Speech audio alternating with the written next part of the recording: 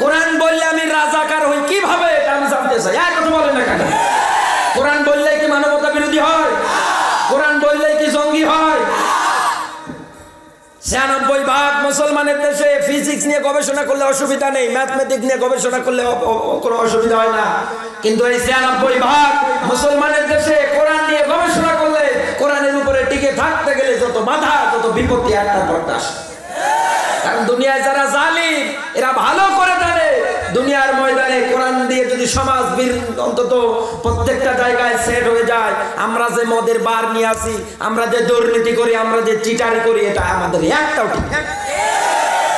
যার কারণে এরা উল্টা পাল্টা নাম দিয়ে আজ আমাদের কাছ থেকে যুগশ্রেষ্ঠ সর্বশ্রেষ্ঠ দিনের দায়ী, দিনের রাহবার গুলোকে আমাদের কাছ থেকে কেড়ে নিয়েছে। কেড়ে নেওয়ার পরে তাই কি আপনি অন্তত জনপ্রিয়তা, আপনি অন্তত তাই কি কোরআন প্রচারটা বন্ধ করতে পেরেছে? পারবে? পারবে? কারণ বাংলার মুসলমানদের অন্তত নামাজ পড়তে না পারে, অন্তত বাংলার মুসলমানেরা রমজান মাস পাওয়ার পরে রোজা রাখতে না পারে, কিন্তু ইসলামের বিরোধিতা দুনিয়ায় কোনো মানুষ যদি প্রকাশ্যে করে ওর বাবার নাম ভুলিয়ে দেওয়ার জন্য প্রস্তুত। এই পৃথিবীর ময়দানে আপনি যে কোরআন পড়লে পরে আল্লাহর ভয় তৈরি হয়, ঈমান যা আছে আরো বৃদ্ধি হয়ে যায়। কারণ ঈমান শব্দের অর্থ বিশ্বাস মালা। কথা বলে না কেন? এই বিশ্বাস আপনার উপরে হয় না, কারণ আপনি রাতের আধারে গোপনে কত কাজ করে আমরা জানি না। কথা বলে না কেন? আর যদি বাংলার মাটিতে আমাদের হুজুরদের মধ্যে ঐক্য অন্তত যদি তৈরি করতে পারতাম, ৫৬,০০০ বর্গ মাইলের দেশে আল্লাহর ইসলাম এমনি কায়েম। সূরা সফ ৬১ নম্বর সূরা ২৮ নম্বর পারার ৮ নম্বর আয়াত আল্লাহ পাক জানাচ্ছেন, ইউরিদুনা লিইউতফিউ নূরাল্লাহি বিআফওয়াহিহি। হে নবী, কাফেররা চায় তারা তাদের মুখের ফোক্কার দিয়ে ইসলামের আলোটাকে, কোরআনের আলোটাকে নিভিয়ে দিতে। হে নবী, আমি আল্লাহ কসম করে বলি কোনদিন ওরা পারবে না। আমি আল্লাহ রাব্বুল আলামিন আমার নূর, আমার আলোকে পৃথিবীর ময়দানে জ্বালাবো। এই আয়াত থেকে একটা সারমর্ম সুন্দরভাবে এক্সাম্পল দিচ্ছি, ভালো করে বুঝবেন। কাফেররা দুনিয়ার ময়দানে যেই কোরআন শুনলে পরে ঈমান যা আছে আরো বেড়ে যায়, আমার আল্লাহর ভয় তৈরি হয়ে যায়। এই কোরআনের কথাগুলো বলতে গেলে আজ দুনিয়ার ময়দানে যত বাধা বিপত্তি হয়, ওরা তো বাধা দেয় একটা, আমার আল্লাহ তৈরি করে দেয় আরো 10টা। মা রান্না করে, মেয়ে পাশে বসে সব শুধু তাকে তাকে দেখতেছে। পাটখড়ির মধ্যে যখন আগুন লাগিয়েছে, পাটখড়ির একটা পাটখড়িতে আগুন লাগানোর পরে আগুন দাও দাও করে জ্বলে, আর 8টা 10টা হাতের মধ্যে মোচড় দিয়ে ভেঙে নিয়ে এই একটা মাঝখানে ঢুকিয়ে যখন দিয়েছে, আগুন চতুর্দিকে যখন ছড়িয়ে গেল, মা এবার ওই পাটখড়ির মধ্যে অন্তত ফু দিচ্ছে। যখন ফু দিয়েছে আর অন্তত বেশি ভাবে চলা শুরু হয়ে গিয়েছে, পরে যখন চুলোর মধ্যে ঢুকিয়ে দিয়েছে, রান্না বান্না যা আছে সব একাধারে কমপ্লিট করে ফেলেছে। এইবার মা ডাক দিয়ে বলে, ও মা, রান্না তো কমপ্লিট, তুমি অন্তত আমি ঘরের মধ্যে জিনিসগুলো নিয়ে গেলাম, তুমি চুলোর আগুনটা বন্ধ করে দিয়ে ঘরের মধ্যে আসো। মেয়ে এবার চিন্তা করে আগুন এবার নেভাবো কোন কায়দায়, কারণ ওর মায়ের দিকেও তাকিয়ে দেখেছে। প্রথমে একটা পাটখড়িতে আগুন লাগিয়েছে, এরপরে 8টা 10টা হাতের মধ্যে নিয়ে ওইটার মাধ্যমে একটার মধ্যে লাগিয়ে দিয়েছে। মেয়ে তাকিয়ে তাকিয়ে দেখে তার মা ফু দিয়েছে। এই চিন্তা ভাবনা করে মা যে কায়দায় করেছে এই কায়দায় মনে হয় আগুন নেভানো লাগে। এ আর দেখা দেখি নেই, চুলোর মধ্যে শুধু ফু দেয়, শুধু ফু দেয়, আগুন কি নেবে না বাড়বে? আরো জোরে, যতই ফু দেয় ততই আরো আগুন বাড়তে থাকে। এর তো জানা নেই আগুন নেভাতে গেলে অন্তত পানি দেয়া লাগবে। এক কথা বলছেন না? ঠিক তামাম বাংলার ময়দানে আজ মিলিয়ে দেখেন, কাফের বেঈমান যারা আছে অন্তত আমাদের দ্বীনি মুজাহিদগুলোরে আটকে রেখে দিয়েছে, অন্তত আরো অনেকের বিরুদ্ধে ষড়যন্ত্র চালাচ্ছে। ওরা মনে করতেছে একজন আল্লামাকে বন্দী করলে মনে হয় ইসলাম প্রচার বন্ধ হয়ে যাবে, একজন সাইদিরে বন্দী করলে মনে হয় ইসলাম প্রচার বন্ধ হবে, একজন আমির হামদারে বন্দী করলে মনে হয় ইসলাম প্রচার বন্ধ হয়ে যাবে। না, ওরা তো জানে না নেভাতে গেলে অন্তত পানি দেওয়া লাগবে, এটা না জেনে আন্দাজে শুধু ফু দেয়। এই কথা বলে না কেন? যখন ফু দেয় আগুন যা আছে আরো বাড়তে থাকে।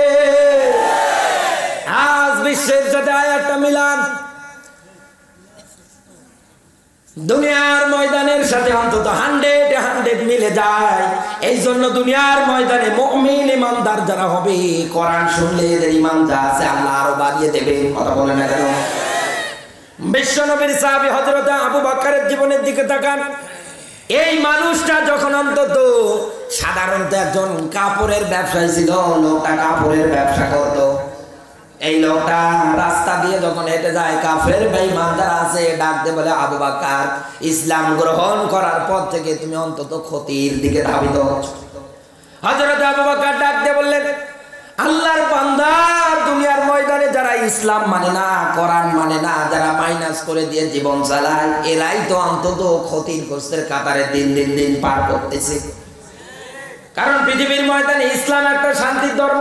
ইসলাম আর কোরআনের কাছে যারাই আসবে, আল্লাহ রাব্বুল আলামিন তার নিজের কুদরতে হাতের মধ্যে তাদেরকে রেখে দেবে। হযরত আবু বকর এই রকম করে করে অন্তত কোনদিন অন্তত এই লোকটা অন্তত ইসলাম এই জিনিসটা অন্তত ছেড়ে দেয়নি। আমার আল্লাহর উপরে অন্তত ভরসা করেছিল, আমার আল্লাহর ভয় তার অন্তর কেঁপে উঠেছিল নবীজির দাওয়াত শোনার পরে। আমার ভাইরা, এই লোকটা অন্তত জান্নাতি মানুষদের ভিতরে 1 নাম্বার হতে পেরেছে। দুনিয়ায় যখন থেকে অন্তত কোরআনের বিধান মানা শুরু করে দিয়েছে মরণের আগ পর্যন্ত।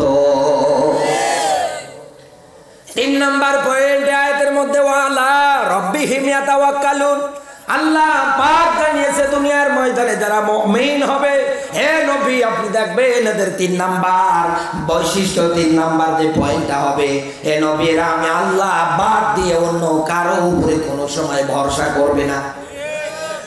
কারণ ইমানদারদের জানা আছে আল্লাহু ইয়াসিমুকা মিনান নাস, ইসলামের পথে কোরআনের পথে চলতে গিয়ে বাধা বিপত্তি একটার পর একটা আসবে, কখনো হতভম্ব হওয়া যাবে না, পিছু হটা যাবে না। আল্লাহর উপরে আস্থা তৈরি করে থাকতে হবে। বিজয় তিনি দেবে, তিনি কে? আরো জোরে। আমি তো ইসলামের একজন কর্মী, আমি একজন কামলা। এই লোকটাও ইসলামের একজন কর্মী, একজন কামলা। আপনারা যারা বসে বসে কোরআনের বিধান কায়েম হোক তা যারা চান, আপনারা সবাই অন্তত ওই রকম ইসলামের একজন কর্মী, একজন কামলা। আল্লাহর ইসলাম কায়েম হলেও ভালো, না হলেও ভালো, আমাদের দায়িত্ব একটাই, সমাজ, রাজনীতি, অর্থনীতি, রান্না ঘর থেকে শুরু করে রাষ্ট্রীয় জীবন পর্যন্ত সব শাসন দেখলাম, আজও কোরআনের শাসন দেখলাম না। অন্তত আমরা এই জিনিসটা দেখে মৃত্যুবরণ করতে চাই। ও আমার বন্ধুরা, দুনিয়ার ময়দানে মুমিন যারা হবে, সুখে থাক বিপদে থাক, যে অবস্থায় থাকুক না কেন, আমি আল্লাহ বাদ দেওয়ার কারো উপরে এরা কোনোদিন ভরসা করবে না। কোরআন শোনার পরে সিদ্ধান্ত নিয়ে তারা বাড়ি যাবে। আজ বিশ্বের সাথে আয়াতটা মেলান। আমাদের সামান্য অন্তত একটু হামকি ধুমকি জেল জরিমানার ভয় দেখালে কত মানুষ অন্তত ইসলাম থেকে ফারেক হয়ে যায়। কত মানুষ 5 ওয়াক্ত নামাজ পড়ে, কোরআন থেকে ব্যাখ্যা সঠিক আকারে করলে বলে দিনকাল ভালো না, কি দরকার? এক কথা বলে না কেন? কত মানুষ বলে দিনকাল ভালো না, তো রিস্ক নিয়ে কথা বলা ভালো না। তাহলে বিশ্ব নবীর সময় আপনি তাকিয়ে দেখেন, আল্লাহর নবীর সময় মার মুখী অবস্থা। নবীজি একাই একদিকে, তামাম দুনিয়ার মানুষগুলো একদিকে। তো নবী যত দিনের দাওয়াত বন্ধ করে দেয়নি, নবী যখন সর হয়েছে সামনের দিকে, আমার আল্লাহ বিজয় দিয়ে দিয়েছে। কথা বলে না কেন? আমাদেরও লক্ষ্য থাকে একটাই, আমরা আল্লাহর উপরে আস্থা রেখে ভরসা রেখে ময়দানে হক কথা বলে দেব। দিন কায়েম হলেও ভালো, না হলেও ভালো, বেতন দিবে তিনি কে? আরো জোরে। এবার আমার আল্লাহ রাব্বুল আলামিনের বেতনটা কি হবে? দুনিয়ায় যদি আল্লাহর উপরে আস্থা রেখে ভরসা রেখে অন্তত আপনি দিন কায়েমের উপরে অটল থাকতে পারেন, আমার আল্লাহ আপনারে কি দেবে? বিআন্না লাহুমুল জান্নাহ। বলেন আল্লাহু আকবার। আল্লাহ পাক বলেন আমি মুমিনদের জীবন এবং মালটা ক্রয় করতে চাই বিআন্না লাহুমুল জান্নাহ, আমার জান্নাত দ্বারা। ও যশোরের মুসলমানেরা, এই জায়গা থেকে একটা প্রমাণ পাওয়া যায়, দুনিয়ার ময়দানে যে অবস্থায় থাকেন না কেন, আপনার টার্গেট একটাই, আল্লাহ বাদ দিয়ে আর কারো উপরে ভরসা করা যাবে না। হযরতে বিলালের জীবনের দিকে তাকান। বিশ্ব নবীর দাওয়াত যখন অন্তত গ্রহণ করে নিয়েছে, এই সেই বেলাল, অন্তত তিনি একজন কেনা গোলাম ছিলেন। আমার আলোচনার সাবজেক্ট তিনি অন্তত আমারে বলে দিয়েছে, বিশ্ব নবীর সমাজ নির্মাণের কিছু কথা আপনি বলবেন। আল্লাহ রাব্বুল আলামিন কোরআনে নবীজিকে জানিয়েছে, ওয়ানজির আশিরাতাকাল আকরাবিন, সূরা শুআরা 214 নম্বর আয়াতে আল্লাহ ব্যাখ্যা দিয়েছে, আল্লাহ পাক জানিয়েছে, হে নবী, আপনার নিকটতম আত্মীয় যারা আছে এদেরকে আপনি জাহান্নামের শাস্তির ব্যাপারে ভয় দেখান। এখান থেকে একটা পয়েন্ট নিয়ে যাবেন, দুনিয়ায় কোনো মানুষ যদি সমাজ নির্মাণের ভয় কাউকে দেখাতে চায়, আল্লাহর ভয় কাউকে যদি দেখাতে চায়, জাহান্নামের ভয় যদি কাউকে দেখাতে চায়, ও যশোরবাসী এটা দেখানো লাগবে আল্লাহর কোরআন দিয়ে। কেন যে আয়াতটা বললাম না, যেটা ইমানদার অন্তরে কেঁপে উঠবে, এরপরে ইমান যা আছে আরো বাড়বে, সিদ্ধান্ত নিয়ে বাড়ি যাবে, আল্লাহ বাদ দেওয়ার কারো উপরে কোনো সময়ের জন্য অন্তত আমরা ভরসা করব না। কথা বলে না কেন? আমার বন্ধুরা, হযরতে বেলালের উপরে এত জুলুম নির্যাতন এসেছে, হযরতে বেলাল দিনের দাওয়াত নেওয়ার পরে কোনোদিন আস্থা হারাননি, সব সময় তিনি অটল ছিলেন, টিকে ছিলেন। কথা বলে না কেন? আমার বন্ধুরা, বিশ্বনবী আল্লাহর নবী মুহাম্মদ রাসূলুল্লাহ সাল্লাল্লাহু আলাইহি ওয়াসাল্লামকে আমার আল্লাহ রাব্বুল আলামিন রিসালাতের বাণী যখন ডাক দিয়ে বললেন, হে নবী, আপনার নিকটতম আত্মীয় স্বজন যারা আছে এদেরকে আপনি অন্তত সতর্ক করেন, ভয় দেখান। কি দিয়ে? জাহান্নামের শাস্তির বর্ণনা কেউ যদি কারো সামনে অন্তত প্রকাশ করতে চায়, অবশ্যই ওরে কোরআন পড়া লাগবে।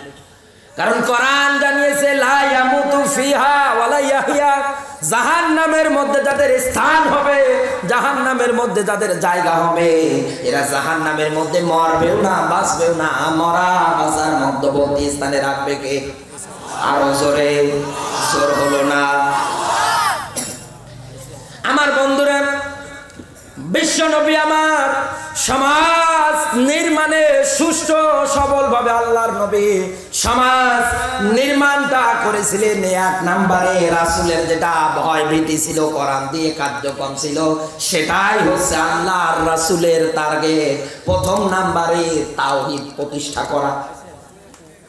তাওহীদ শব্দের অর্থ হচ্ছে একত্রবাদ। কি বলেন তো? কি একত্রবাদ?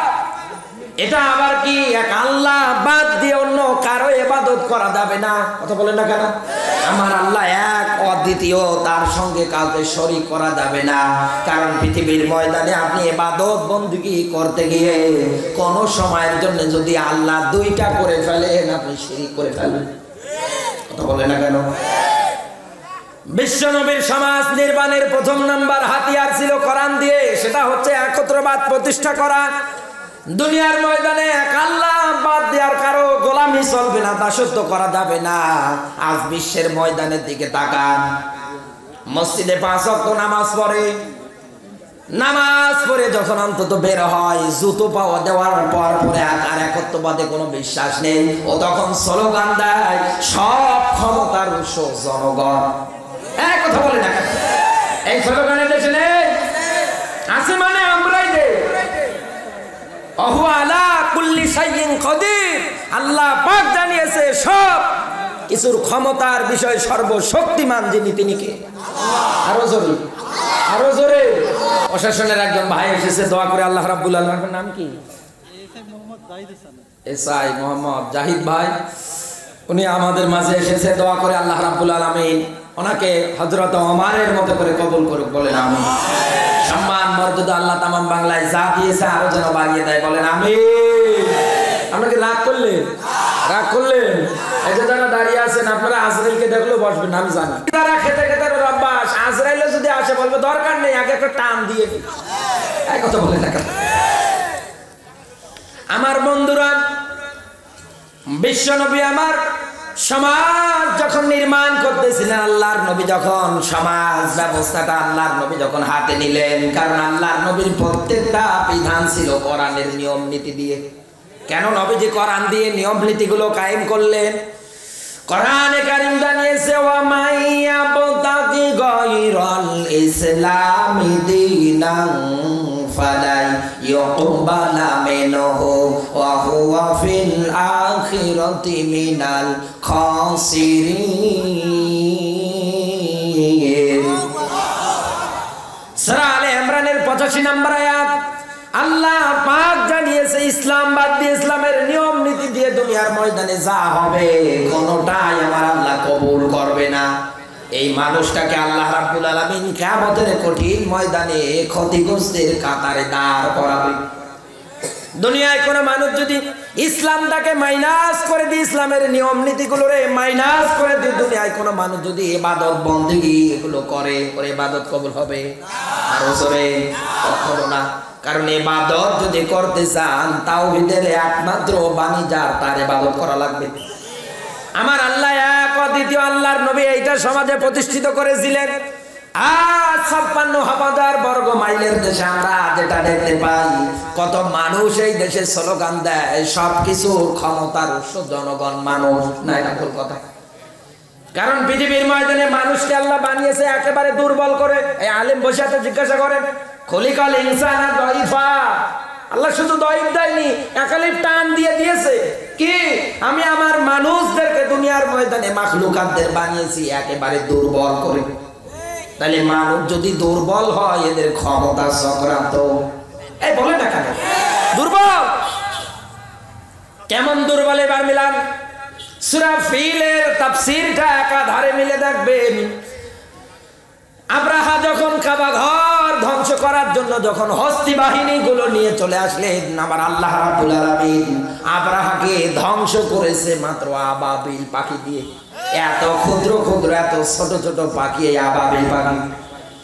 প্রত্যেকজনের কাছে একটা করে পাথর ছিল, পাথরের মধ্যে নাম লেখা ছিল কার গায়ে কোনটা পড়বে। যার গায়ে যে পাথর পড়েছে সঙ্গে সঙ্গে ওই জায়গায় পড়ে কাঠ। একটা লোক বাঁচার জন্য পাহাড়ের গুহার মধ্যে আশ্রয় নিয়েছে, আবাবিল পাখি উপর থেকে পাথর ফালিয়ে দিয়েছে, পাথর ভেদ হয়ে দুনিয়া থেকে বিদায় করে দিয়েছে কে? আরো জোরে। তাহলে আব্রাহার এত শক্তিশালী, এত ক্ষমতাশীল হওয়ার পর আব্রাহা বাঁচতে পারলো না, রেহাই পারলো না এক আবাবিল পাখির কাছে। তাহলে এখান থেকে প্রমাণ পাওয়া যায় মানুষ শুধু দুর্বল না, আল্লাহ একেবারে দুর্বল করে বানিয়েছে। আপনাকে আমি আরো একটা দৃষ্টান্ত দেই। আপনার বাড়িতে পশু পাখি থেকে শুরু করে যতগুলো দেখতে পান, গবাদি পশু, গরুর মধ্যে তাকাবেন। একটা গরু যখন বাচ্চা বের হয় কিছুক্ষণ পরে দৌড়াদৌড়ি শুরু করে, কথা বলে না কেন?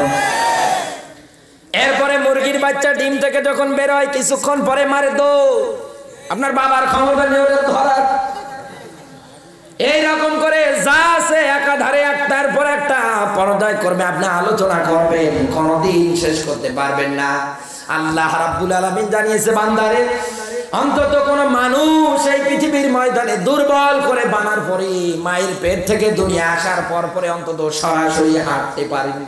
ওর সময় লেগেছে, বয়স হওয়া লেগেছে, দাঁত মায়ের পেট থেকে নিয়ে আসে, আস্তে আস্তে ক্রমান্বয়ে হয়েছে। তাহলে দুনিয়ার ময়দানে যারা এই স্লোগান দেবে ওরা শিরক করবে। দুনিয়ায় কোনো মানুষ যদি শিরকের সাথে আল্লাহর সঙ্গে, আল্লাহর একত্ববাদের সঙ্গে সমাজ চালাতে গিয়ে কাউকে যদি অন্তত অংশীদার সাব্যস্ত করে ফেলে, এই মানুষটার শিরকের মতো অপরাধ আল্লাহ কোনোদিন মাফ করবে না। কোরআনে কারীম আল্লাহ ব্যাখ্যা দিয়েছে সূরা নিসা 4 নম্বর সূরা 5 নম্বর পারা 48 নম্বর আয়াত। আল্লাহ পাক জানিয়েছে দুনিয়ার ময়দানে যারা শিরক করবে এই গুনাহ আমি আল্লাহ মাফ করব না। এটা বাদ দিয়ে অন্যান্য গুনাহ যা আছে আমি আল্লাহ ইচ্ছা করলে আমি মাফ করে দেব। 2 নাম্বার পয়েন্ট বলছি, 2 নাম্বার দলিল দিচ্ছে সূরা মাইদার 72 নম্বর আয়াত। আল্লাহ পাক জানিয়েছে দুনিয়ার ময়দানে যারা শিরক করবে আমি আল্লাহ রাব্বুল আলামিন এদের জন্য আমার জান্নাত আমি হারাম করে দিয়েছি।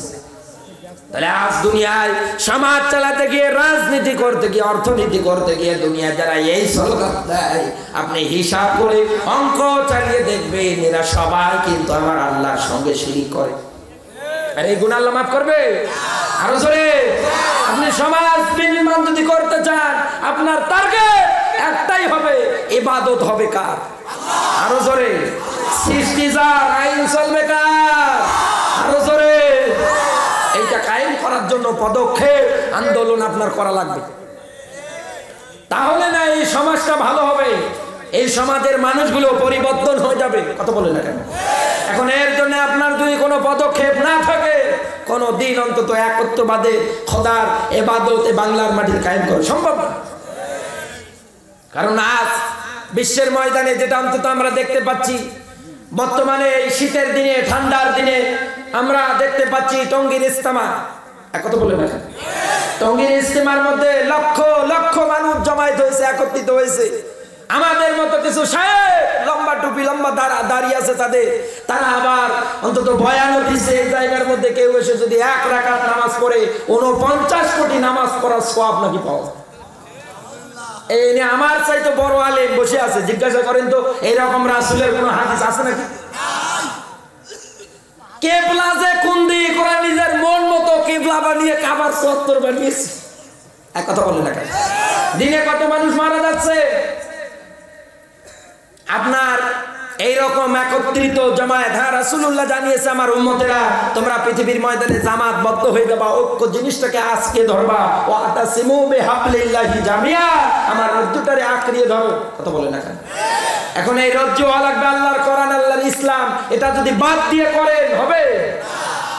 আজ যদি অন্তত টঙ্গীর ময়দান থেকে আমরা যদি আহ্বান সবাই একত্র হাতবদ্ধ করে জামাতবদ্ধ হয়ে সবাই যদি অন্তত এক প্ল্যাটফর্মে দাঁড় হয়ে হুঙ্কার দিতে পারতাম, বাংলার মাটিতে অন্তত ইসলামের শাসন চাই, দেখতে নেই বাংলার মাটিতে অবশ্যই ইসলামের শাসন। আমাদের মাঝেও শাসন চাওয়ার লোক নেই। যারা বিড়ি নিয়ে পড়ে আছে, যারা মদ নিয়ে পড়ে আছে, গাঁজা নিয়ে পড়ে আছে, ওরা কোনোদিন চাইবে না। ওগুলো নেই।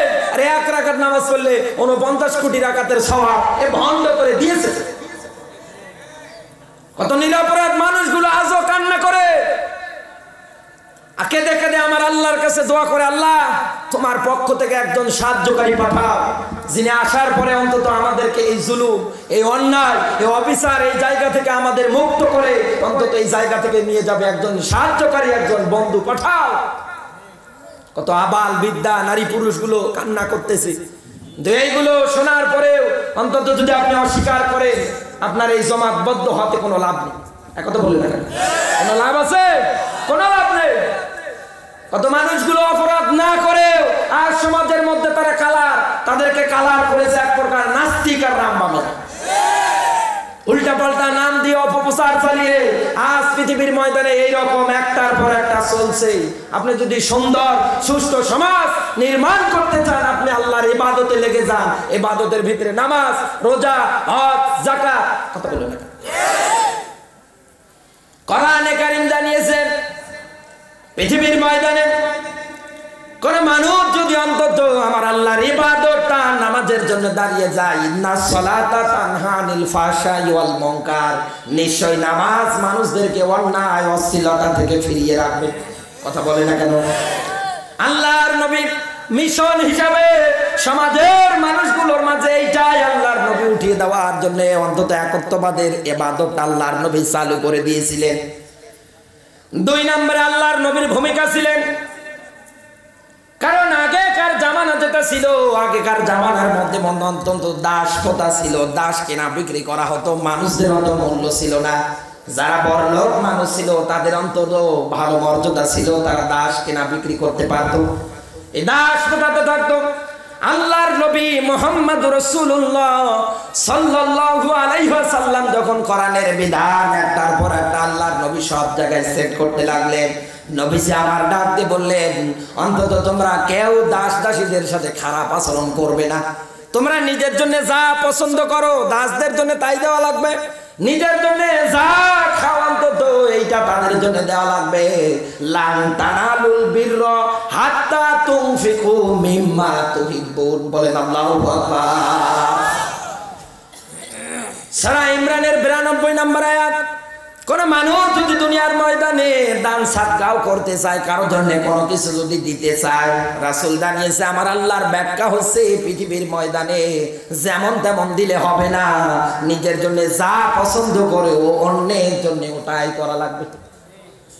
আল্লাহর নবী এইটা জানিয়েছে। দাস প্রথা আল্লাহর নবী অন্তত সবার মাঝে অন্তত এইটা অন্তত আল্লাহর নবী মিটমাট করে দিতে চেয়েছিলেন, নবীজি কিন্তু করেও ছিলেন। কথা বলে না কেন? আল্লাহর নবী সমাজটাকে পরিবর্তন করার যখন কোরআনের আইন কানুন চালু করে দিলেন, সব জায়গার মানুষগুলো অন্তত হেদায়েত প্রাপ্ত করে দিয়েছে কে? 3 নম্বরে আল্লাহর নবীর সমাজের মধ্যে যেটা ভূমিকা ছিল, নারীদের মর্যাদা আল্লাহর নবী কোরআনের মাধ্যমে, ইসলামের মাধ্যমে উঠিয়ে ধরেছে। কারণ আগেকার জামানার মধ্যে মিলিয়ে দেখেন, এমন একটা যুগ ছিল যে যুগটার নাম আইয়ামে জাহিলিয়াত, মূর্খতার যুগ, অজ্ঞতার যুগ। কথা বলে না কেন? মেয়ে সন্তান জন্মগ্রহণ করে ফেললে অন্তত তাদের চোখ মুখ কালো হয়ে যেত। ও মা ও বোনেরা, বিশ্ব নবী মুহাম্মদ রাসূলুল্লাহকে নিয়ে কটূক্তি করে, কত কিছু বলে, অথচ আজও দেখলাম না আমার মা বোনেরা নবীজিকে অন্তত কটূক্তি করলো, অথচ কোনোদিন প্রোটেস্ট প্রতিবাদ করতে। কথা বলে না কেন? বিশ্ব নবী আমার এত সম্মান মর্যাদা তোমাদের দিয়েছে, তোমাদের কোনো মূল্য ছিল না। একটা পুরুষ একাধিক নারীকে ব্যবহার করতে পারতো, কোনো সমস্যা হতো না।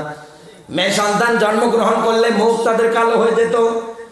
বিশ্ব নবীর হাতে হাত রাখলেন হযরতে জিবরাইল, যার চেহারার আকৃতিতে, যার মাঝে মাঝে যখন নবীদের কাছে ওহী নিয়ে আসতেন, নাম তার দেহিয়াতুল কালবি। নবীজির হাতে হাত রাখলেন, কালমা পরে যখন মুসলমান হয়ে গেলেন, মসজিদে নববীর দেয়ালের মধ্যে গিয়ে আল্লাহর নবীর এই সেই সাহাবী দেহিয়াতুল কালবি পিঠ লাগিয়ে ক্রন্দন করে। মহিলা মা বোন যারা আছে কান খাড়া করে শোনেন, ঈমান যা আছে আমার আল্লাহ আরো বাড়িয়ে দেবে। নবীজি আমার ডাক দিয়ে বললেন, দেহিয়া কি এমন অন্তত অন্যায় করে ফেলেছো যার কারণে এত পরিমাণে চোখ থেকে অশ্রু ধরা, ক্রন্দন করো? ডাক দিয়ে বলে, ইয়া রাসূলুল্লাহ, আমি যা অপরাধ করেছি আমার আল্লাহ আমাকে কি মাফ করবে? বিশ্ব নবী আমার ডাক দিয়ে বললেন, দেহিয়া কি এমন অপরাধ তুমি করে ফেলেছো যার কারণে এরকম করে হাউমাউ হাউমাউ করে কান্না করো? ডাক দিয়ে বলে, ইয়া রাসূলুল্লাহ, আপনি জানেন না, আপনার হাতে হাত রাখলাম, কালমা বললাম, মুসলমান হলাম, আমার আল্লাহ কি আমারে মাফ করেছে আগে বলেন তো? নবীজি ডাক দিয়ে বললেন, দেহিয়া একবার যখন তুমি কালমা পড়েছো, সবগুলোর প্রতি যখন ঘোষণা দিয়েছো, আমার আল্লাহ তোমার অতীত জীবনের সব অপরাধ মাফ করে দিয়েছে। ডাক দিয়ে বলে, ইয়া রাসূলুল্লাহ, আপনি জানেন না আমি অত্যন্ত জঘন্যতম অপরাধ করে ফেলেছি, আমার আল্লাহ কি আমারে মাফ করবে? আমার তো মন বলছে না, কারণ আমায় অন্তত আমার এই হাত দিয়ে 80টার অধিক কন্যা সন্তানকে জীবন্ত কবর দিস। শেষের বেলাটা আমার স্ত্রীটা যখন গর্ভবতী, বাণিজ্যে যাচ্ছিলাম, আমার স্ত্রীরে ডাক দিয়ে বললাম, স্ত্রী, ছেলে যদি হয় রেখে দিবা, আর মেয়ে যদি হয় আসার দিয়ে মেরে ফেলবা। ইয়া রাসূলুল্লাহ, বাণিজ্য ফিরে যখন আসলাম, আসার পরে ডাক দিয়ে বললাম, স্ত্রী কি? বলছে, ছেলে হয়েছে, মেয়ে হয়েছিল, আসার দিয়ে মেরে ফেলেছে। কিন্তু 3-4 দিন পরে দেখি আমার সামনে ছোট্ট একটা সুন্দরী রূপসী বাচ্চা আমার সামনে এসে দৌড়াদৌড়ি করে, আর আমার আব্বু আব্বু বলে আওয়াজ দেয়। ও মা বোনেরা, তোমাদের সম্মান ছিল না এত পরিমাণে, দাস দাসীদের মতো কেনা বেচাতে হতো, ইসলাম তোমাদের এত অধিকার দিল। নবীজি জানিয়েছেন, একটা পুরুষের তুলনায় একজন মেয়ে লোকের সম্মান আল্লাহর নবী সমাজ বিনির্মাণে 3 গুণ উপরে দিয়েছে। নবীজির কাছে এক সাহাবী আসলেন, ডাক দিয়ে বললেন, ইয়া রাসূলুল্লাহ, আমার মা বাবা বেঁচে আছে, এর মধ্যে কার হক সব চাইতে বেশি আমার উপরে? নবীজি বললেন, তোমার মা। এরপরে বলে তোমার মা, এরপরে বলে তোমার মা। চতুর্থবার যখন জিজ্ঞাসা করেছে তখন কিন্তু বলেছে তোমার বাবা। তাহলে ইসলাম এই দিক দিয়ে মেয়েদেরকে 3 গুণ জিতিয়ে দিয়েছে। সুবহানাল্লাহ বলতে পারে। এমনকি বিয়ের জন্য যখন অনুমতি, পারমিশন অন্তত কবুল করানোর ক্ষেত্রেও দেখবেন আগে মেয়েদের কাছে যাওয়া লাগে। কথা বলে না কেন? ইসলাম এই জায়গার মধ্যে নারীদের অধিকার আল্লাহর নবী সমাজ বিদের মানে সব চাইতে বাড়িয়ে দিলেন। নবীজি বললেন, কারো যদি একটা মেয়ে হয় অন্তত আল্লাহ তার একটা জান্নাত দেবে। যদি তার 2টা মেয়ে হয়, রাসূল জানিয়েছে তার জন্য আল্লাহ 2টা জান্নাত রেখে দেবে। যদি 3টা হয় তার জন্য 3টা জান্নাত।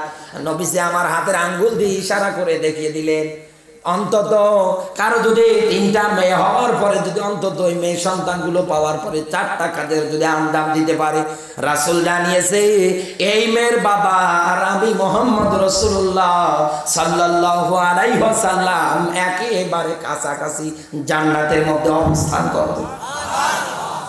এতক্ষণ যারা মেয়ে হওয়ার পরে সুবহানাল্লাহ পড়েছিলেন, দেখেন তো এই 4টা কাজের মধ্যে আপনি আছেন কিনা।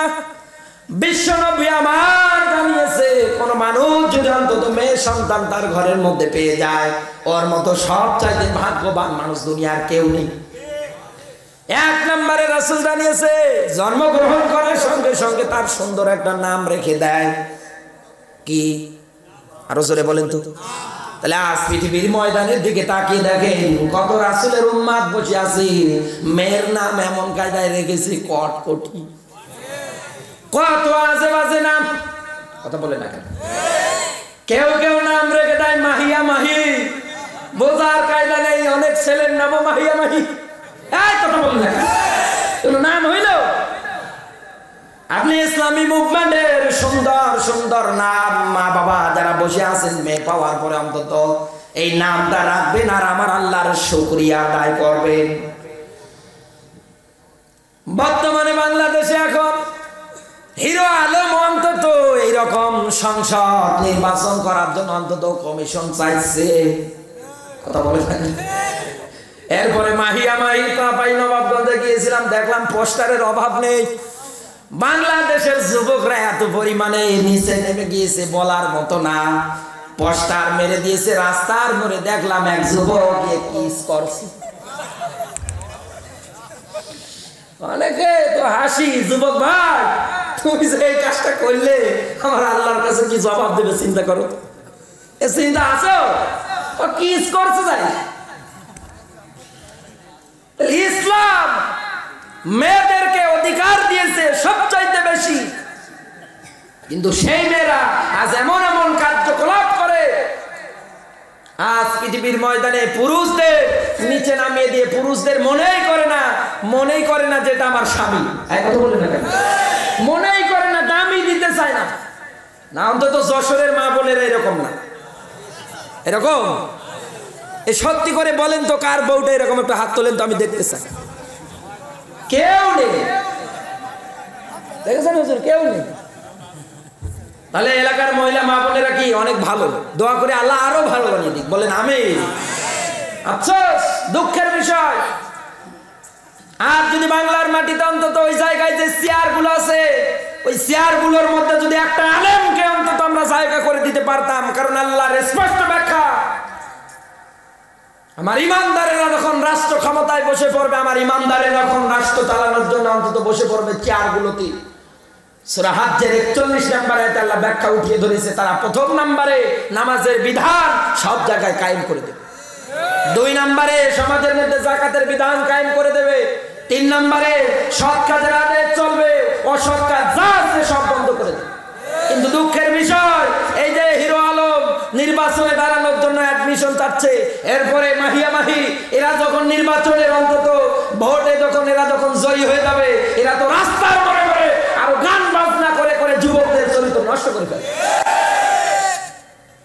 এই জন্য আল্লাহর রাসূল জানিয়েছে, শেষ জামানার ভিতরে এমন একটা সময় আসবে, এমন এমন মানুষ তৈরি হবে, তোমরা যদি তাদেরকে অনুসরণ করতে চাও, যদি মানতে চাও, তোমাদের ঈমান জিনিসটা থাকবে। আল্লাহর নবী এও জানিয়েছে, এদের যদি অনুসরণ না করো, এদের যদি না মানো, তাহলে পৃথিবীর ময়দানে এরা সর্বাত্মক চেষ্টা করবে তোমাদের হত্যা করতে। আজ দুনিয়ায় যারা হকের পথে, দুনিয়ায় যারাই নামাজ কায়েম করতে চায়, কোরআন দিয়ে যারা বিশ্ব নবীর মতো সমাজ নির্মাণ করতে চায়, এদের উপরে যুগে যুগে 3টা জুলুম, 3টা নির্যাতন আসে। 1 নাম্বার, হয় জেলে ঢুকাবে, নতুবা ফাঁসি দিয়ে মারবে, নতুবা এই দেশ থেকে তাড়িয়ে দেবে। মিলান এখন এই পৃথিবীর ময়দানে 100-100। আচ্ছা, একটা আলেমকে সম্মান করা হয় না, একটা আলেমকে মর্যাদা দেওয়া হয় না, অথচ আল্লাহ পাক জানিয়েছে এই পৃথিবীর ময়দানে আলেমরা সবচাইতে আমি আল্লাহকে বেশি ভয় করি।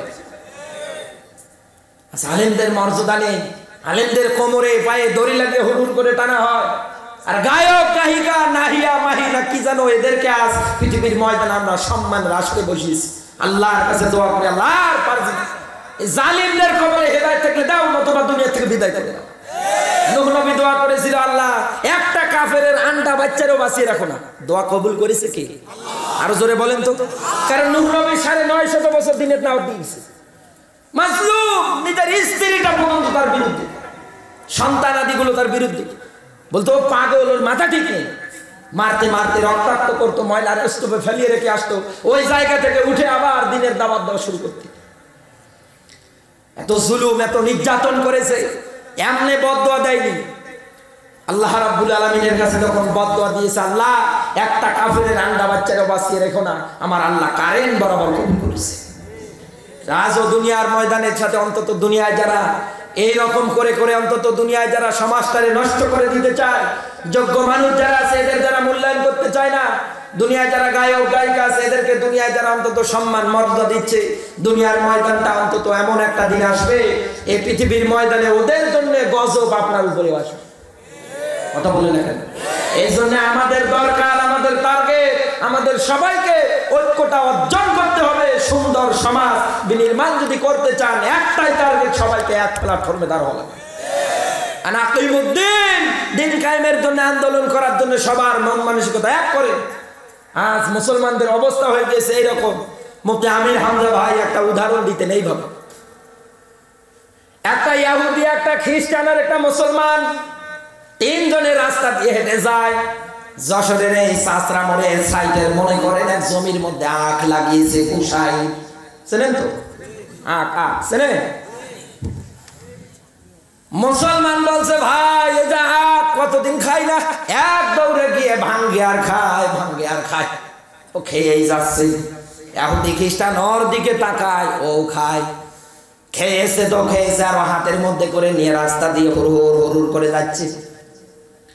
জমির মালিক আসার পরে চিন্তা করে, বেটা আমার জমি, তোরা তিনজনে মিলে আমার আখ এতগুলো খেয়ে ফেললি, দাঁড়া।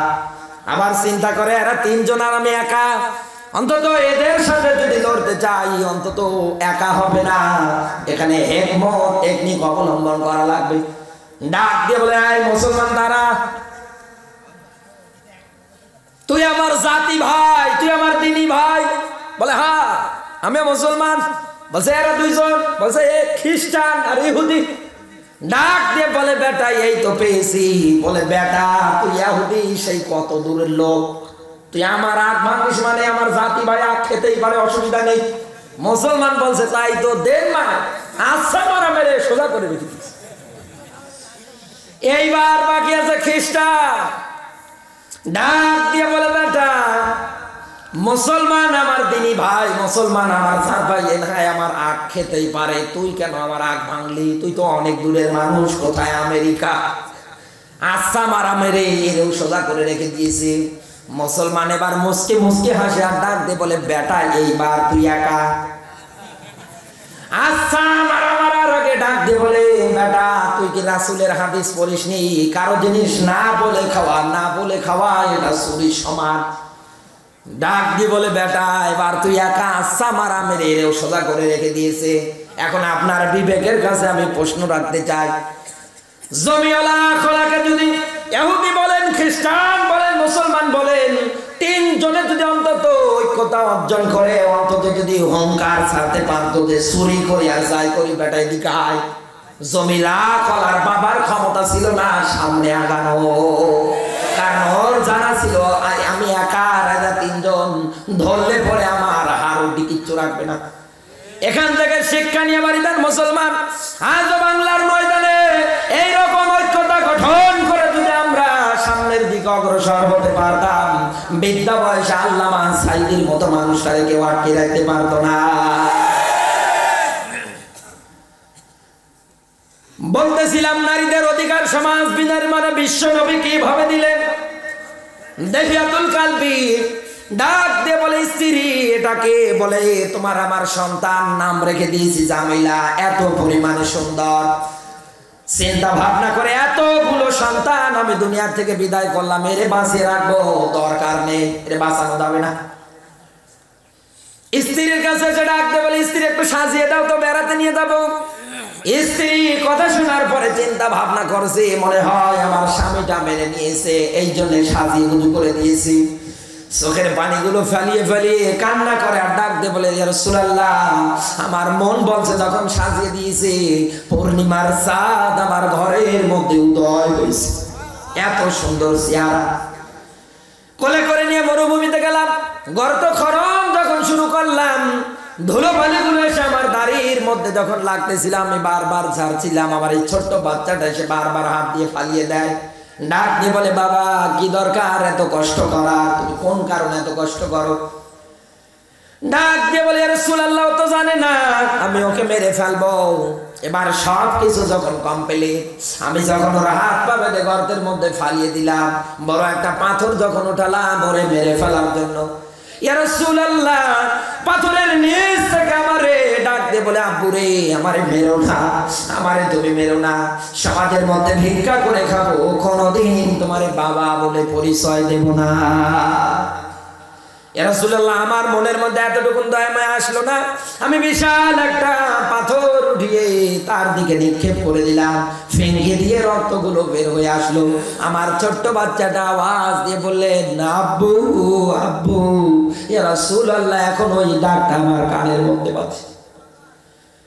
ও মা, ইসলাম তোমাদের এই রকম নির্মমতা বর্বরতার হাত থেকে বাঁচিয়ে আজ কোন জায়গায় নিয়ে গেল। বলতেছিলাম কোন বাবা যদি অন্তত মেয়ে সন্তান পাওয়ার পরে সুন্দর একটা নাম রেখে দেয়, শুকরিয়া যদি আদায় করে, এরপরে 2 নম্বরে মা বাবার দায়িত্ব হচ্ছে তাকে পর্দা শেখাবে, বয়স যত হবে পর্দা শেখাবে। কারণ পৃথিবীর ময়দানে নারীরা সবচাইতে বেশি জাহান্নামে যাবে বেপর্দার কারণে, স্বামীর অবাধ্যতার কারণে। এক কথা বলি না। 3 নাম্বার মা বাবার জন্য হাতিয়ার হবে, কর্মসূচি হবে। মেয়ে সন্তান পাওয়ার পর পরে দিনী এলেম আপনি তাকে শিক্ষা দেওয়া শুরু করেন, দিনী এলেমের জ্ঞান শিক্ষা দেয়। আজকের মাহফিলের উদ্যোগ আয়োজনটা কিন্তু চালাইছে এই কারণে, এলাকার মধ্যে অন্তত একটা মহিলা মাদ্রাসা গঠিত করবে, তৈরি করবে। আপনার মেয়ে সন্তানটাকে যদি জান্নাতি হিসাবে কবুল করাতে চান, এর ওসিলায় যদি আপনি জান্নাত পেতে চান, অন্তত আপনার মেয়ে সন্তানটাকে মাদ্রাসার মধ্যে অন্তত দিয়ে যাবে। কথা বলে না কেন? কারণ দিনী ইলম যত জ্ঞান অর্জন করবে 50-50 সওয়াব দেবে তিনি কে। 4 নম্বরে বিশ্ব নবী জানিয়েছেন, যখন বিবাহ দেওয়ার জন্য মনস্থ করবেন অন্তত তাহলে অন্তত আপনাকে সৎ যোগ্য অনেক একটা ভালো ছেলের হাতে উঠিয়ে দেওয়া লাগবে। আর 96% মুসলমানের দেশে মেয়েদের সংসারগুলো নষ্ট হওয়ার পিছনে একটাই মাত্র কারণ, বিয়ে দেওয়ার সময় আমরা শুধু টাকাওয়ালারে দেখি। কথা বলে না কেন? আমরা টাকাওয়ালারে দেখি, যার টাকা আছে, সরকারি চাকরি আছে, বাড়ি আছে, ঘর আছে, সুন্দর এসি রুম আছে, এদেরকে আমরা অন্তত মেয়েগুলো উঠিয়ে দেয়। 3 দিন পরে 4 দিন পরে দেখা যায় ঘর আর ঘর নেই, জাহান্নামের কারখানা। এরপরে সংসার ভাঙাভাঙি, এক পর্যায়ে সহ্য করতে না পেরে গলায় দড়ি দিয়ে দুনিয়া থেকে বিদায় নিয়ে পর্যন্ত চলে যায়। কারণ পৃথিবীর ময়দানে ইসলাম আর কোরআনটা যে জায়গায় আপনি মানবেন না, ওই জায়গার মধ্যে আমার আল্লাহ দঙ্কা সংকীর্ণর ভয় দেখিয়েছে, মাইশাতান দঙ্কা। দুনিয়ায় যারা ইসলাম এবং কোরআনটাকে মানবে না, পিছনে যারা ফেলিয়ে রাখবে জিকির নামক কিতাবটা, আল্লাহ পাক জানিয়েছে দুনিয়ার জীবন তাদের জন্য হবে আঁটো-সাঁটো। এতদিন তো বাংলাদেশে শুনেছিলেন যে মেয়েদের উপরে টর্চার হয়, জুলুম হয়, নির্যাতন হয়, কক্সবাজারে সেটা হার মানিয়ে ফেলেছে।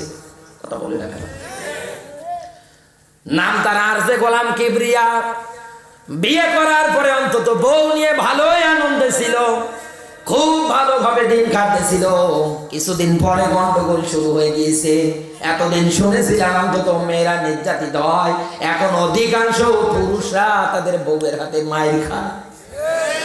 বাধ্য হয়ে সহ্য করতে না পেরে থানায় গিয়ে মামলা পর্যন্ত করে। জন্মের পরে 4টা কর্মসূচি হাতে নিতে পারতো, কোনদিন তার মেয়েটা তার স্বামীর গায়ে হাত ওঠাতো? বলে না কেন? কখনো না। কক্সবাজারে ওটা হার মানিয়ে ফেলেছে। স্বামী বেচারা বউয়ের অত্যাচার থেকে বাঁচার জন্য পুলিশের কাছে গিয়ে নালিশ করলো, মামলা পর্যন্ত করলো। ফেসবুক লাইভে এসে তার যে বক্তব্য দিচ্ছিলেন যে অন্তত আমার বউয়ের কারণে আমার মা বাবার এই বাড়িতে পর্যন্ত উঠাতে পারি না। ও মা বোনেরা যারা এসেছেন, কান খাড়া করে শুনে যান, আল্লাহর নবী এত সম্মান মর্যাদা বাড়িয়ে দিলেন, তারপরেও যদি ইসলামটা মাইনাস করে দেন হবে না। মা বাবা, আপনার মা বাবা যেমন আপনার স্বামীর মা বাবাটা ঠিক একই রকম। আপনার মা বাবা যেমন খেয়ে না খেয়ে আপনারে বড় করেছে, স্বামীর মা বাবা তাই একই করেছে। কথা বলে না কেন?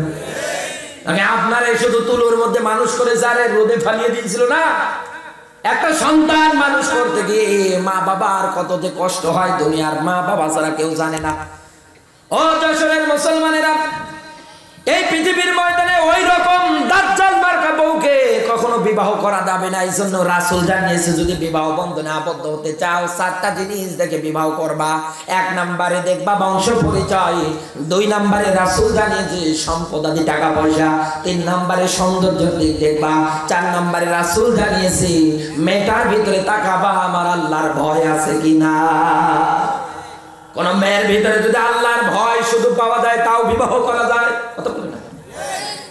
আজ মহিলা মা বোনদের ভিতরে অন্তত আল্লাহর ভয় না থাকার কারণে আমরা বিয়ে করার সময় ওই রকম ভয়ওয়ালা আল্লাহওয়ালা মেয়েদের বিয়ে করার না করার কারণে অন্তত আজ অধিকাংশ মানুষ বউয়ের হাতে মার খায়। এই জায়গাও আছে, ও লজ্জায় হাত ওঠাবে না তাই। কথা বলে না কেন?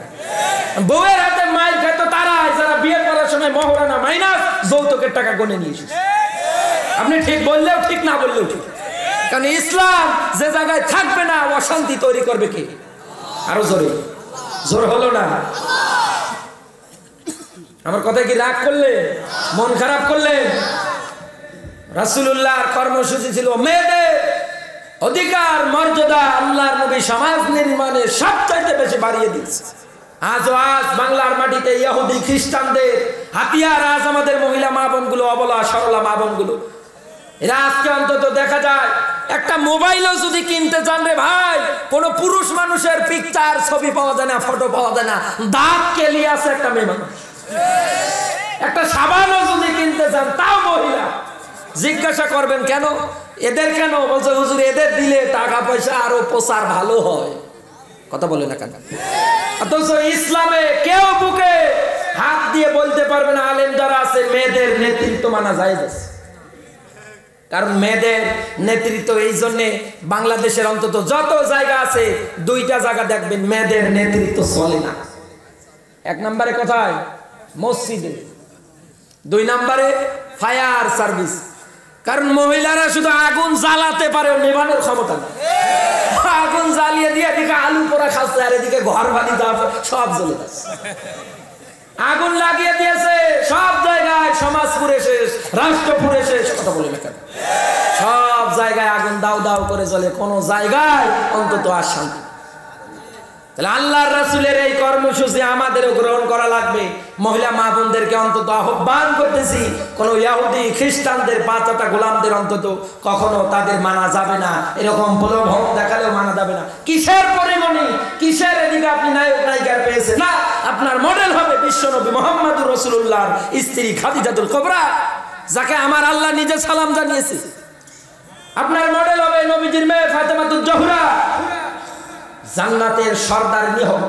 এদেরকে অন্তত মানে এদের জীবন আদর্শ ফলো করেন, আমার আল্লাহ রহমত বরকত সাকিনা দিয়ে দেবে। এরা স্বামীর মন জয় করলো কিভাবে? আপনার স্বামী আপনার এত কিছু দেয়। হযরতে আলী ফাতেমার বিয়ে করার পরে বর্ণনা পড়ে দেখলাম ফাতেমাতুজ জোহরার সুন্দর হাতের মধ্যে, কারণ এত সুন্দর আকৃতি দিয়ে আল্লাহ ফাতেমাতুজ জোহরাকে বানিয়েছিলেন, হাতের মধ্যে জাতা ঘোরাতে ঘোরাতে হাতের মধ্যে মাংস পর্যন্ত ক্ষয় হয়ে গিয়েছিল, ঘা হয়ে গিয়েছিল। তারপরেও কোনোদিন অন্তত স্বামীর উপরে জুলুম করেনি, অন্যায় করেনি, মুখ বুঝে সহ্য করেছে। কারণ আল্লাহর কোরআনের আয়াতের দিকে তাকিয়ে হুন্না লিবাসুল লাকুম ওয়া আনতুম লিবাসুল লাহুন্না, ও দুনিয়ার নারীরা তোমরা একে অপরের জন্য পোশাক পরিচ্ছেদ, এ বিধান কার? আরো জোরে বলেন তো। এজন্য বিশ্বনবী সমাজ নির্মাণের ক্ষেত্রে মেয়েদের সবচাইতে বেশি অগ্রগতিকার দিস। 3 নম্বরে আল্লাহর নবী রাষ্ট্র ক্ষমতায় যখন আল্লাহর নবী অন্তত বসে পড়লেন, নবী যে আমার কোরআনে কারিমের দাওয়াত যখন চতুর্দিকে দেয়া শুরু করে দিলেন, আল্লাহর নবীর টার্গেট ছিল মত পৃথিবী থেকে বিদায় করে দেওয়া, সমাজ থেকে বিদায় করে দেওয়া। আজও পৃথিবীর ময়দানে কত মানুষ রাসূলের এই উদ্যোগটা হাতে নিয়ে গেছে। কত মানুষ আজও দেখা যায় মদের উদ্যোগ হাতে নেয়, যে মদ মুক্ত মাদক মুক্ত সমাজ আমরা করতে চাই। গোপনে তালাশ করে দেখবে নদের বাড়িতে মদের বোতল পাওয়া যায়। সুন্দরবনের আজকে একটা নিউজ দেখেছিলাম ইন্টারনেটে, কোন এক আল্লাহর ওলি তার বাড়ির মধ্যে কতগুলো মদের বোতল পাওয়া গিয়েছে, ওর স্ত্রী গ্রেফতার হয়েছে। এরপরে 4 নাম্বার এটা পেলাম। 5 নম্বরে আল্লাহর রাসূল যেটা জানিয়েছে, সমাজের মধ্যে আল্লাহর রাসূল যেটা বন্ধ করেছিলেন ইসলাম কোরআন দিয়ে জুয়া খেলা। কারণ পৃথিবীর ময়দানে এইগুলো হচ্ছে শয়তানের হাতিয়ার। সূরা মাইদার 90-91 নাম্বার আয়াত আল্লাহ উঠিয়ে ধরেছে। 1 নম্বরে শয়তানের কর্মসূচি মদ পান করা, 2 নম্বরে জুয়া। এরপরে আল্লাহর নবীর মিশন ছিল সমাজের মধ্যে যারা সম্পদশালী মানুষ হবে এদের মাঝে কোরআনের বিধান দিয়ে আল্লাহর নবী যাকাতের বিধানটা কায়েম করে দিয়েছিলেন। কারণ কোরআনের যত জায়গায় আল্লাহ নামাজের কথা বলেছে তত জায়গায় যাকাতের বিধান বলেছে। কোন মানুষ যদি দুনিয়ার ময়দানে যাকাতের বিধানটাকে মাইনাস করে দেয়, অমান্য করে ফেলে, আল্লাহর নবী জানিয়েছে ওই জনপদের মানুষদের উপরে আল্লাহর রহমতের বৃষ্টি পড়া বন্ধ করে দেয়। বাংলাদেশের সাথে হাদিসটা মেলাবেন, 100 মিলে যায়। চট্টগ্রামে আমরা দেখেছিলাম আকাশের বৃষ্টি হয় না, গ্রীষ্মকালের সময় তারা নামাজ পড়েছে। আমার রংপুর বিভাগের মধ্যেও নামাজ পড়েছে, বৃষ্টি হয় না। তাই আমার ভাইরা, এই জন্য যাকাতের বিধান আমাদের সমাজে কায়েম করা লাগবে। যাকাতের বিধান কায়েম করার জন্য অন্তত আমাদের সবার মন মানসিকতা তৈরি করা লাগবে, রাসূল যেটা করেছিলেন। এরপরে আমরা 7 নম্বরে যেটা পাই, বিশ্বনবী সমাজ নির্মাণ করার পরে সুন্দর করে আল্লাহর নবী কোরআন যখন বিধান সব জায়গায় কায়েম করে দিলেন, নবীজি আমার জান মালের নিরাপত্তা দিতে পেয়েছিলেন। আজ পৃথিবীর ময়দানে আমরা যারা দিন প্রচার করতেছি, আমরা যারা কোরআনের কথা বলি, রাতের বেলা ওয়াজ শোনার পরে আপনারা তো বাড়িতে চলে যান। কত দূর মাইল রাস্তা পাড়ি দিয়ে আমাদের আসতে হয়, কোথায় যশোর আর কোথায় নীলফামারী। রাস্তায় যেতে যেতে সমাজের অবস্থা হয়ে গেছে তাই জানমালের কোনো নিরাপত্তা নেই। রাস্তার মোড়ে মোড়ে এমন গাঞ্জা খাওয়া ছেলে ফেলেরা আমাদের গাড়ি আটকিয়ে আমাদের হাতে টাকা পয়সা হাতিয়ে দেয়, মারধর করে, অপমান করে, গাড়ির গ্লাসের মধ্যে ঢিল পর্যন্ত দেয়। আমার বন্ধুরা, আল্লাহর নবী সমাজ থেকে অন্তত এই রকম করে জানমালের নিরাপত্তা দিতে পেরেছিলেন তখন যখন আল্লাহর নবী কোরআনের বিধান দিয়ে সমাজের প্রত্যেকটা জায়গা চালিয়েছে। এরপরে আল্লাহর নবী জানিয়েছে সর্বশেষ আইনের শাসন। ইয়াকুলুনা হাল্লানা মিনাল আমরি মিন শাইইন কুল ইন্নাল আমরা কুল্লাহু লিল্লাহ। বলেন আল্লাহ।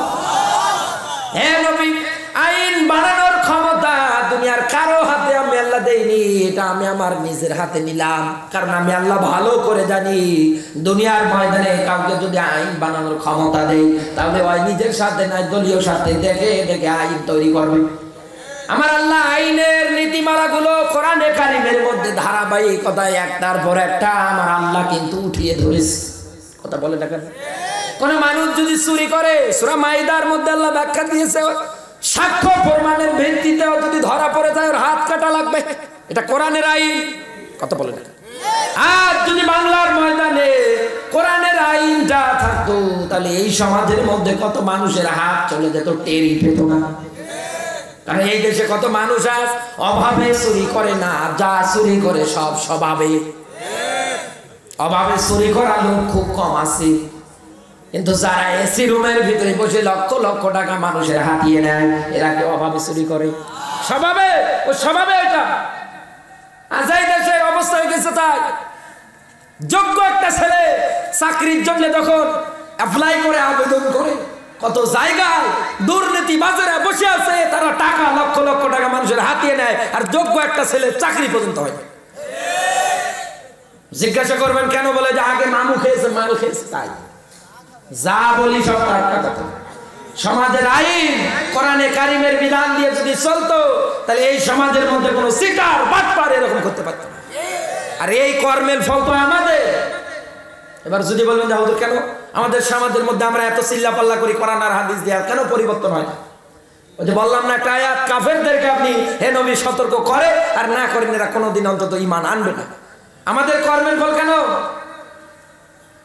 কোরআনে কারীম জানিয়েছে আতিউল্লাহ ওয়া আতিউর রাসূল ওয়া উলিল আমরি মিনকুম। বলেন আল্লাহু আকবার। এই আয়াত থেকে শিক্ষা নিয়ে বাড়িতে যাবেন। আজ আমাদের সমাজের মধ্যে আমরা এত অন্যায় অবিচার দেখতে পাই, কেন এইগুলোর পরিবর্তন হয় না? কেন আমরা আর উল্টো মাইর খেয়ে যাচ্ছি? এই কারণে এবার থিওরি বলছি, ভালো করে মেলাবেন। যশোরবাসী কান খাড়া করবে। আতিউ শব্দটা ফেল ভাব ক্রিয়া আমার আল্লাহর আগে আছে, রাসূলের আগে আছে, কথা বলে না কেন? কিন্তু সমাজের মধ্যে যারা উলিল আমর হয়ে দুনিয়ায় যারা নেতৃত্ব দেবে, আমার আল্লাহ তাদের নামের আগে দিলেন না। কারণ আমার আল্লাহ এইটা জানাতে চাই, পৃথিবীর ময়দানে তোমরা যাদেরকে আমি আল্লাহর পরে আমার রাসূলকে তো মানা লাগবে, এটা বিনা প্রশ্নে বিধাবন্ধে। কিন্তু তারপর পরে সমাজের মধ্যে যাদেরকে মানতে যাবে, অন্তত চিন্তা ভাবনা করে দেখবে এই লোকটা আমি আল্লাহকে আমার রাসূলকে মেনে চলে কিনা। আজও বিশ্ব নবীর মতো অন্তত নেতাদেরকে আমরা অন্তত বিশ্ব নবীর চরিত্রবানের মতো নেতা আজ পৃথিবীর ময়দানে খুঁজে পাই না। এমন নেতা তৈরি হয় দোয়া পর্যন্ত করতে পারে না, বলে জাহান্নামের ভালো জায়গায় জায়গা করে দাও। জাহান্নামের ভালো জায়গায় কোথায় পেল? দোয়া পর্যন্ত করতে পারে না।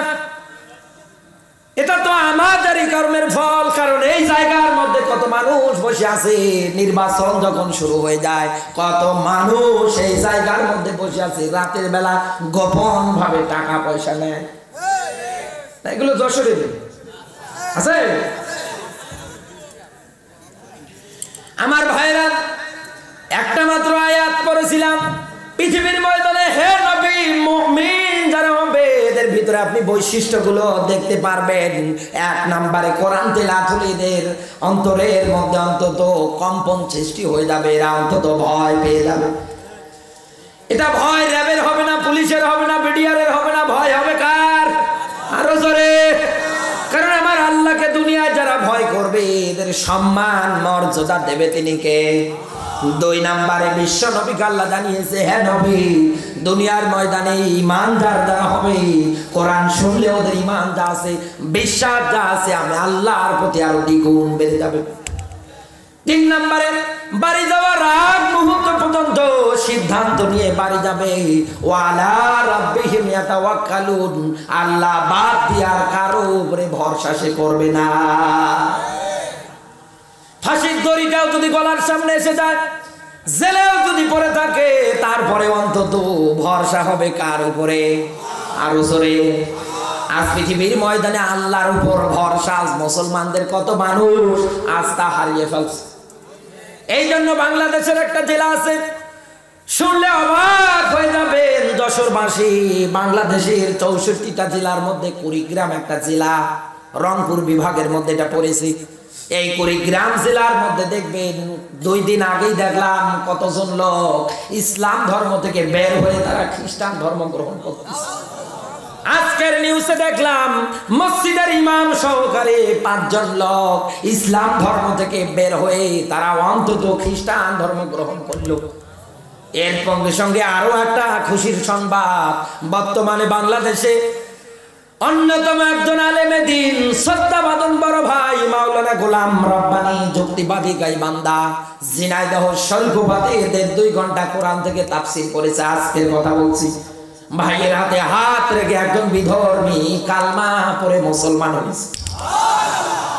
এই পৃথিবীর ময়দানে হকপন্থী আলেমরা এরকম করে হকের কথাগুলো, দিনের দাওয়াতগুলো যত মানুষের কর্ণকরে পৌঁছে দিতে পারবে, তত ইসলামের বিজয় দেবে তিনি কে?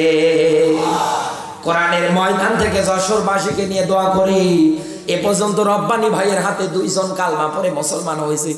কত মানুষ এই জায়গায় বসে আছে এইরকম রব্বানী ভাইয়ের মতো আলেমদেরকে নিয়ে উল্টা পাল্টা কথা বলে, উল্টা পাল্টা মনোভাব করে, আছে না নেই? আরো জোরে। অন্তত আপনি রব্বানী ভাইয়ের সমালোচনা করে কোনোদিন তার জনপ্রিয় নষ্ট করতে পারবেন না। আরে ভাই, সম্মান দেওয়ার মালিক কেউ না, সম্মান দেওয়ার মালিক তিনি কে? আমাদের অবস্থা হয়েছে তার। বর্তমানে বাংলাদেশে জাতীয় খেলা কি বলেন তো? আরো জোরে, আরো জোরে। এ খেলার নিয়ম নীতি কি? শুধু পা ধরে টানা, কথা বলে না। যে যার যত বেশি পা ধরে টান দিতে পারবে সে তত পয়েন্ট বেশি পাবে। বাংলাদেশে এই স্বভাবটা আজ আমাদের হুজুরদের ভিতরে তৈরি হয়েছে। এ ওকে গালায়, ওকে গালায়, ওর পা ধরে টানে।